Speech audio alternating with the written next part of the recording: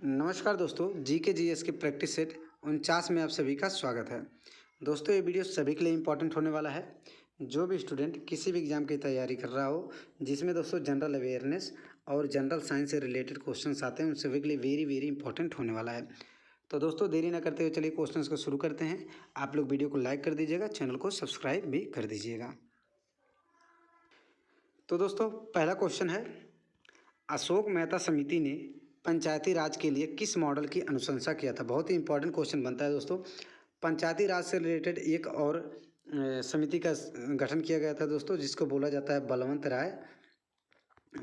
राय मेहता समिति। याद रखिए दोस्तों, बलवंत राय मेहता समिति का गठन किया जाता है 1992 में। ये डेट भी आप लोग याद रखिएगा। और अशोक मेहता समिति कब आता है? 1977 में। ये भी आप लोग डेट याद रखिएगा। अशोक मेहता समिति आता है 1977 में। बलवंत राय मेहता समिति आता है 1992 में। अशोक मेहता समिति दोस्तों द्विस्तरीय समिति होती है, 2 स्तरीय। ऑप्शन नंबर 2 से हो जाएगा, द्विस्तरीय होता है। और बलवंत राय मेहता समिति होता है त्रिस्तरीय। तो द्विस्तरीय में क्या क्या शामिल होता है दोस्तों? द्विस्तरीय में एक हो जाता है दोस्तों मंडल का चुनाव। मंडल याद रखें दोस्तों, एक होता है मंडल, एक होता है मंडल और एक होता है जिला परिषद। मंडल और जिला परिषद।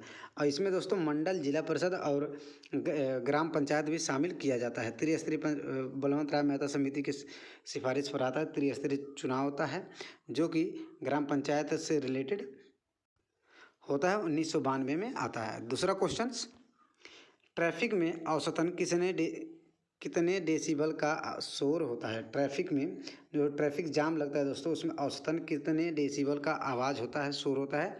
लगभग पूछा दोस्तों, लगभग कितने होता है औसतन?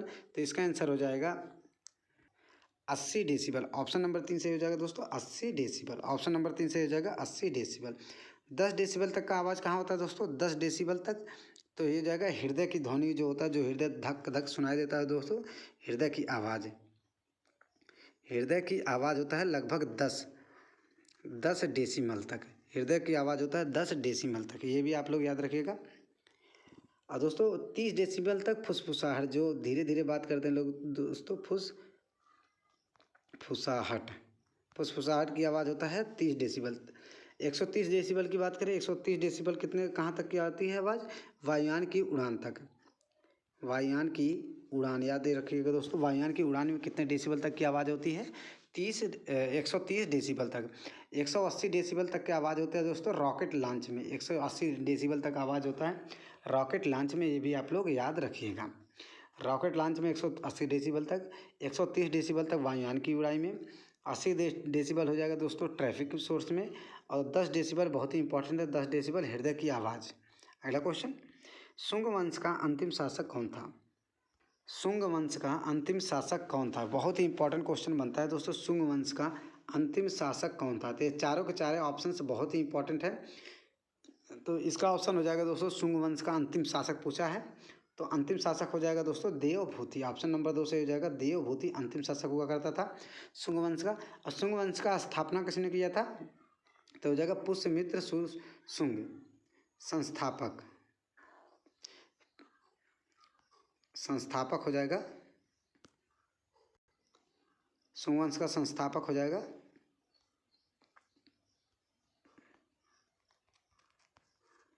पुष्यमित्र शुंग। और सिमुक किस वंश का संस्थापक था दोस्तों? सिमुक। तो सिमुक हो जाएगा दोस्तों सातवाहन वंश का। सातवाहन वंश का याद रखिएगा, सातवाहन वंश का संस्थापक कौन है? सिमुक। और बृहद्रथ किस वंश का संस्थापक है दोस्तों? तो बृहद्रथ था दोस्तों मौर्य वंश का अंतिम शासक। मौर्य वंश का अंतिम शासक याद रखिएगा दोस्तों, अंतिम शासक। मौर्य वंश का अंतिम शासक था बृहद्रथ। और पुष्यमित्र शुंग हो जाएगा दोस्तों संस्थापक हो जाएगा किसका? शुंग वंश का। और शुंग वंश का अंतिम शासक हो जाएगा दोस्तों देवभूति। ये चारों के चारों ऑप्शन बहुत ही इंपॉर्टेंट है।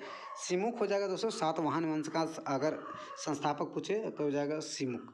अगला क्वेश्चन, गौतम बुद्ध का प्रथम प्रवचन क्या कहलाता है? गौतम बुद्ध का प्रथम प्रवचन क्या कहलाता है? बहुत ही इंपॉर्टेंट क्वेश्चन बनता है दोस्तों।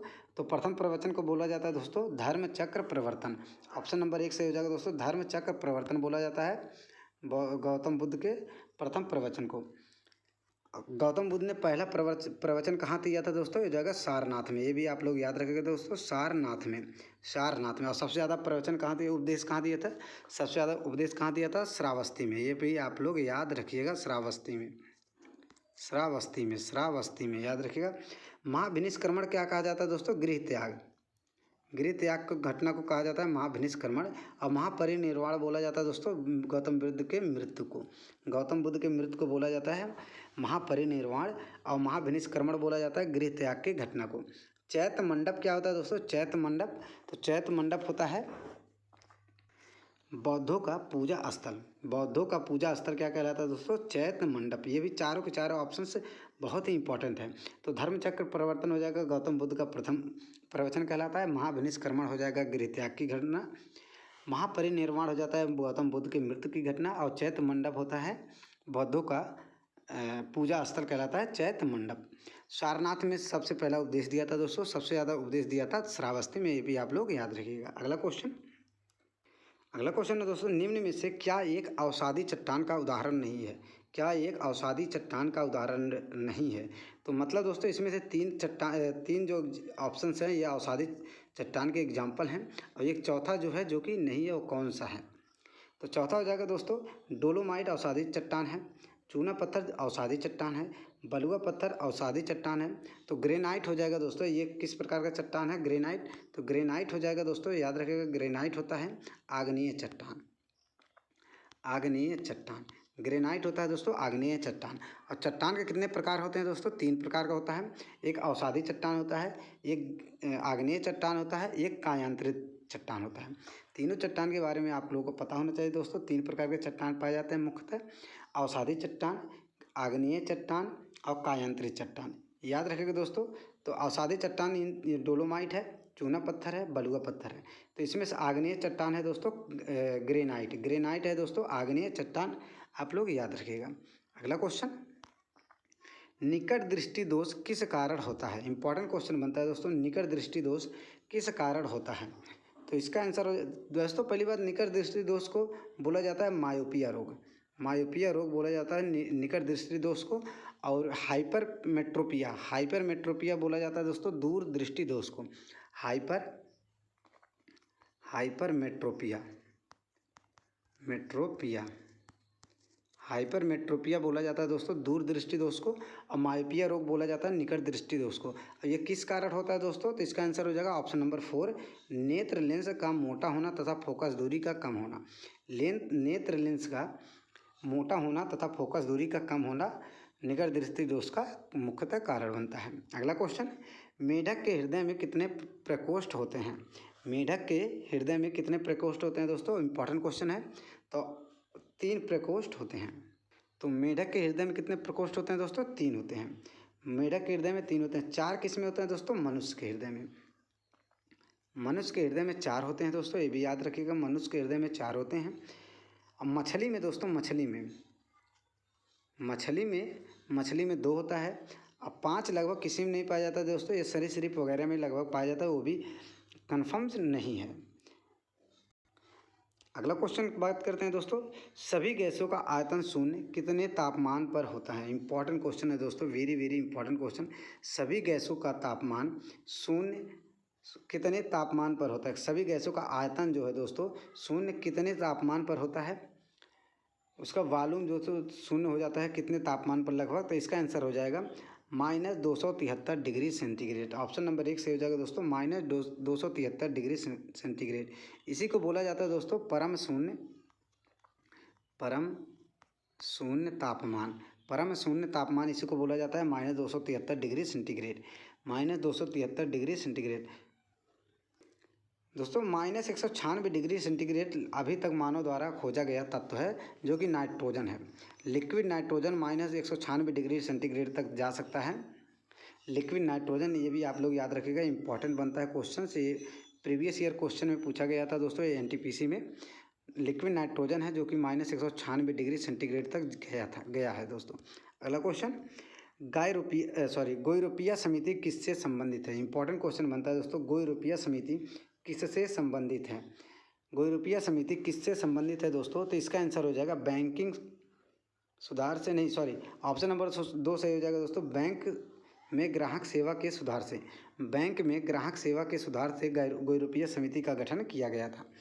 तो अगर बात करें दोस्तों बैंकिंग सुधार से कौन सी समिति का गठन किया गया था बैंकिंग सुधार के लिए, तो हो जाएगा नरसिम्हन समिति को, नरसिम्हन समिति, नरसिम्हन समिति का गठन किया गया था बैंकिंग सुधार से, बैंकिंग सुधार से। दोस्तों बात करें नाबार्ड की स्थापना किस समिति से सिफारिश पर हुआ था, तो हो जाएगा शिवरमन समिति, शिवरमन समिति की सिफारिश पर हुआ था नाबार्ड की स्थापना। और नाबार्ड की स्थापना कब होती है, 12 जुलाई याद रखिएगा दोस्तों, 12 जुलाई 1982 को, 12 जुलाई 1982 को होता है नाबार्ड की स्थापना शिवरमन समिति की सिफारिश पर होता है। बैंकिंग सुधार किस समिति से होता है दोस्तों, नरसिम्हन समिति गठन किया गया था। और बैंक में ग्राहक सेवा सुधार के लिए गोइरुपीय समिति का गठन किया गया था, ये इंपॉर्टेंट समिति है। हरित क्रांति से रिलेटेड बात करें दोस्तों, तो हरित क्रांति का जनक किस देश को बोला जाता है दोस्तों, तो जगह फिलीपींस देश को, हरित क्रांति का जनक फिलीपींस देश को बोला जाता है। और विश्व में हरित क्रांति का जनक किसे कहा जाता है दोस्तों, डॉक्टर नॉर्मन बोरलॉग को, याद रखिए दोस्तों, डॉक्टर नॉर्मन बोरलॉग को। और भारत में बोला जाए दोस्तों हरित क्रांति का जनक, तो जगह एम.एस. स्वामीनाथन को, भारत में एम.एस. स्वामीनाथन को। और विश्व में बोला जाए दोस्तों तो जगह नॉर्मन बोरलॉग को, डॉक्टर नॉर्मन बोरलॉग को। ये पाँचों के पाँचों जो हमने बताए हैं दोस्तों, सभी के सभी वेरी वेरी इंपॉर्टेंट होने वाला है, आप लोग इसको नोट कर लीजिएगा। अगला क्वेश्चन, रैयतवाड़ी व्यवस्था की शुरुआत कब हुई, रैयतवाड़ी व्यवस्था की शुरुआत कब हुई, वेरी वेरी इंपॉर्टेंट क्वेश्चन बनता है दोस्तों। रैयतवाड़ी व्यवस्था की शुरुआत कब होती है, तो होता है 1820 ईस्वी को। ऑप्शन नंबर 2 सही हो जाएगा दोस्तों, 1820 ईस्वी को। दोस्तों 1802 ईस्वी को क्या होता है, 1802 ईस्वी को बेसिन की संधि होती है, बेसिन की संधि होता है 1802 ईस्वी को। और 1870 ईस्वी को होता है दोस्तों फ्रांस और प्रसा के बीच सेडान का युद्ध होता है, सेडान का युद्ध होता है, याद रखिए दोस्तों, सेडान का युद्ध होता है 1870 ईस्वी को, 1870 ईस्वी को होता है सेडान का युद्ध होता है फ्रांस और प्रसा के बीच, ये भी आप लोग याद रखिएगा, फ्रांस और प्रसा के बीच होता है 1870 में सेडान का युद्ध, बहुत ही इंपॉर्टेंट क्वेश्चन बनता है। बेसिन की संधि कब होती है, 1802 ईस्वी में। और 1820 में होता है दोस्तों रैयतवाड़ी व्यवस्था की शुरुआत। ये सभी के सभी बहुत ही इंपॉर्टेंट होने वाला है दोस्तों अगर कंटेंट अच्छा लग रहा है तो वीडियो को लाइक कर दीजिएगा, चैनल को सब्सक्राइब कर लीजिएगा। अगला क्वेश्चन है दोस्तों करंट अफेयर से रिलेटेड, जो कि 5 क्वेश्चन से देखने को मिलेगा, 5 क्वेश्चन करंट अफेयर से क्वेश्चंस रहेगा दोस्तों, फटाफट इसको करते हैं। तो क्वेश्चन है दोस्तों, हाल ही में किसे प्राइम वॉलीबॉल लीग का नया ब्रांड एम्बेसडर चुना गया है, प्राइम वॉलीबॉल लीग का नया ब्रांड एम्बेसडर किसे नियुक्त किया गया है दोस्तों, तो इसका आंसर हो जाएगा ऋतिक रोशन को, ऑप्शन नंबर 3 सही हो जाएगा दोस्तों, ऋतिक रोशन को नया प्राइम वॉलीबॉल का ब्रांड एम्बेसडर चुना गया है। अगला क्वेश्चन, रेमन मैग्सेसे पुरस्कार 2024 में कितने लोगों को सम्मानित किया गया है, रेमन मैग्सेसे पुरस्कार 2024 से कितने लोगों को सम्मानित किया गया है, तो इसका आंसर हो जाएगा दोस्तों 4 लोगों को, टोटल 5 लोगों को दिया गया है दोस्तों। तो अगर लोगों की बात करें, पर्सनल बात करें तो 4 लोगों को, एक है दोस्तों इसमें एक संगठन को भी दिया गया है। टोटल की बात करें तो 5 हो जाएगा, अगर पर्सनली बात करें कितने लोगों को दिया गया है तो 4 हो जाएगा। अगला क्वेश्चन, उत्तर प्रदेश के किस शहर में वैदिक 3D संग्रहालय बनाने की घोषणा किया गया है, उत्तर प्रदेश के किस शहर में वैदिक 3D संग्रहालय बनाने की घोषणा किया गया है, तो इसका आंसर हो जाएगा दोस्तों वाराणसी, ऑप्शन नंबर 1 सही हो जाएगा वाराणसी। और किस विश्वविद्यालय में दोस्तों, किस विश्वविद्यालय में, तो ये हो जाएगा दोस्तों संपूर्णानंद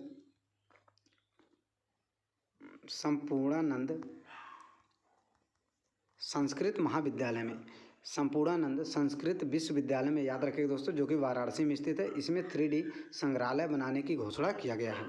अगला क्वेश्चन, हाल ही में किस बैंक ने स्टार धन वृद्धि समावधि जमा योजना शुरू किया है, हाल ही में किस बैंक ने स्टार धन वृद्धि समावधि जमा योजना शुरू किया है, तो इसका आंसर हो जाएगा दोस्तों bank of India, option number 2 सही हो जाएगा दोस्तों, bank of India, option number 2 सही हो जाएगा, बैंक ऑफ इंडिया स्टार धन वृद्धि समावधि जमा योजना। अगला क्वेश्चन है दोस्तों, संयुक्त राष्ट्र महासभा 2024 के आम सत्र को भारत की ओर से किसने संबोधित किया है या फिर करेगा? किसने संबोधित करेगा या फिर किया है? तो इसका आंसर हो जाएगा दोस्तों एस जयशंकर, जो कि भारत के विदेश मंत्री हैं, याद रखिएगा दोस्तों, विदेश मंत्री हैं एस जयशंकर। अगला क्वेश्चन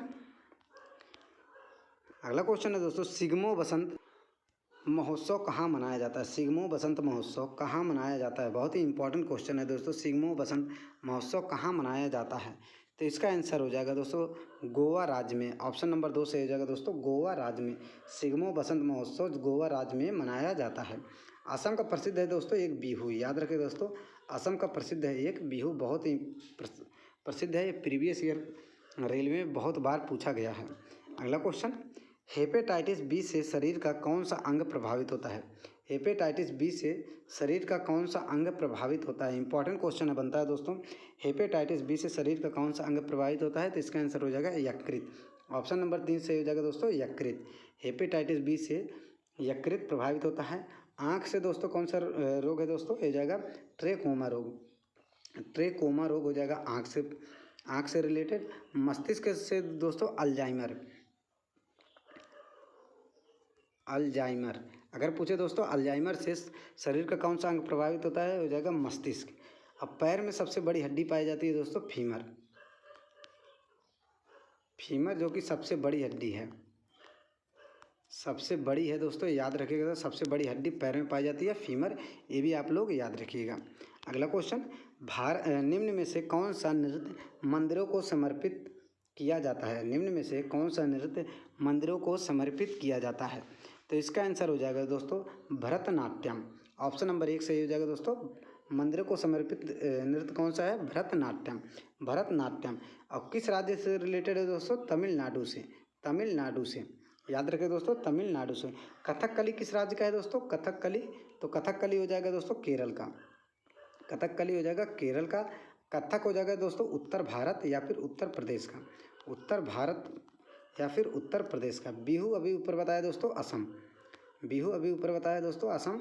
और कथक हो जाएगा उत्तर भारत। केरल हो जाएगा दोस्तों कथकली। केरल में एक और होता है दोस्तों मोहिनी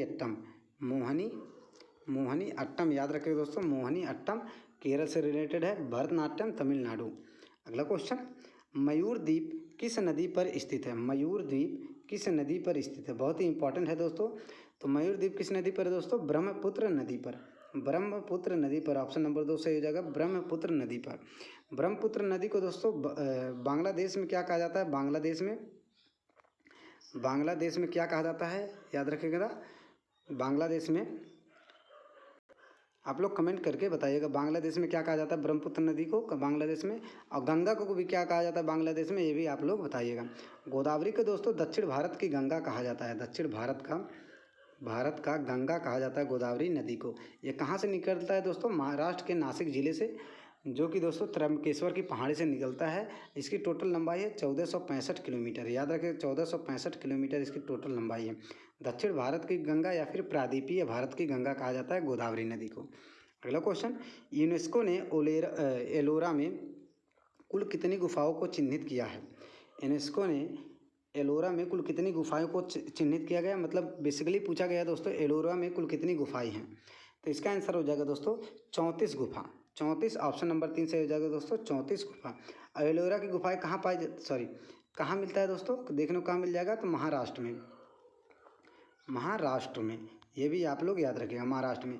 और विश्व धरोहर स्थलों में यूनेस्को ने कब शामिल किया था? तो 1983 में, ये भी आप लोग याद रखिएगा। 1983 में विश्व धरोहर स्थल में शामिल किया गया था एलोरा की गुफाओं को। टोटल कितनी गुफाओं को चिन्हित किया गया था? 34 गुफाओं को। ये सभी के सभी पॉइंट याद रखिएगा दोस्तों, बहुत ही इंपॉर्टेंट बनते हैं। तो दोस्तों बस आज के लिए इतना ही। उम्मीद करता हूँ वीडियो पसंद आए तो दोस्तों चैनल को सब्सक्राइब कीजिएगा, वीडियो को लाइक करिएगा, एक शेयर ज़रूर कर दीजिएगा।